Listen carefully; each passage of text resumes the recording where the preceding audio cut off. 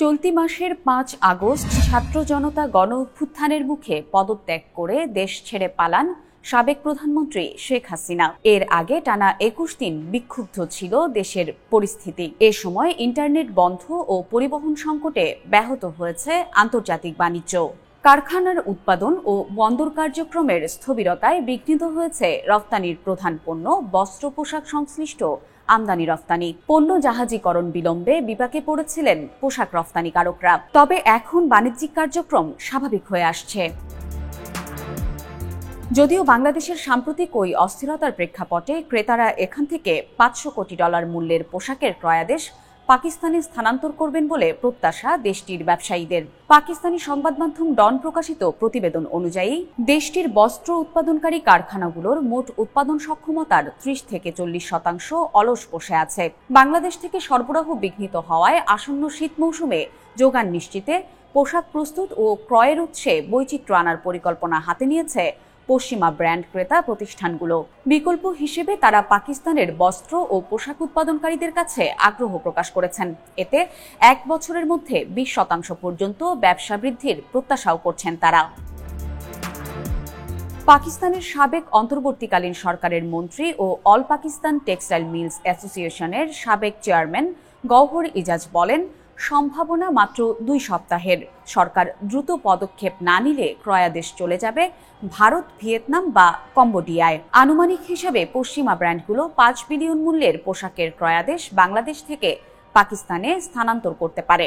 বাংলাদেশি পোশাক খাত সংশ্লিষ্ট উদ্যোক্তা ও ব্যবসায়ী সংগঠনের প্রতিনিধিরাও বলছেন, কিছু ক্রয়াদেশ স্থানান্তরের আভাস পাওয়া গেছে।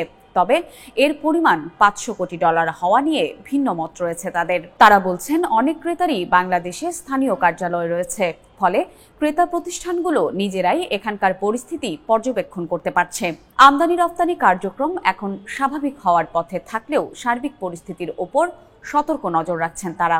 এতে আগামী মৌসুমের ক্রয়াদেশ কিছুটা হলেও কমার ইঙ্গিত পাওয়া গেছে। বিজিএমইএ সহসভাপতি আব্দুল্লাহিল রাকিব বণিক বার্তাকে বলেন, ব্যবসা বিঘ্নিত হওয়ার চেয়ে বড় বিষয় ভবিষ্যৎ ব্যবসার সুরক্ষা।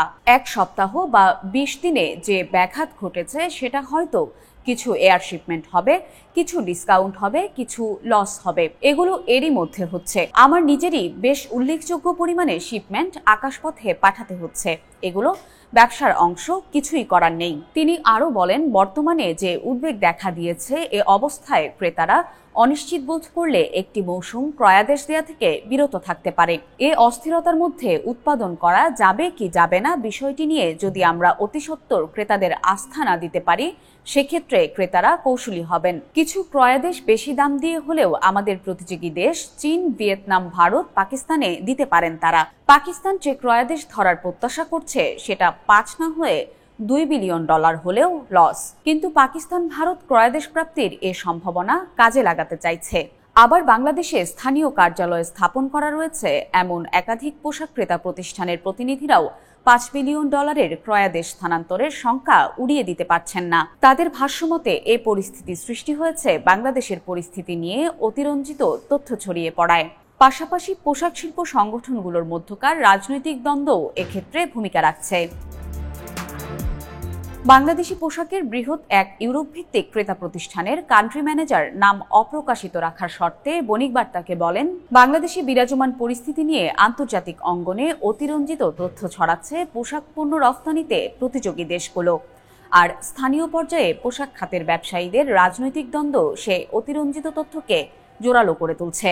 তবে এটা ঠিক যে ক্রেতা প্রতিষ্ঠান ও তাদের প্রতিনিধিরা বাংলাদেশের পরিস্থিতি এখন কঠোরভাবে পর্যবেক্ষণ করছেন।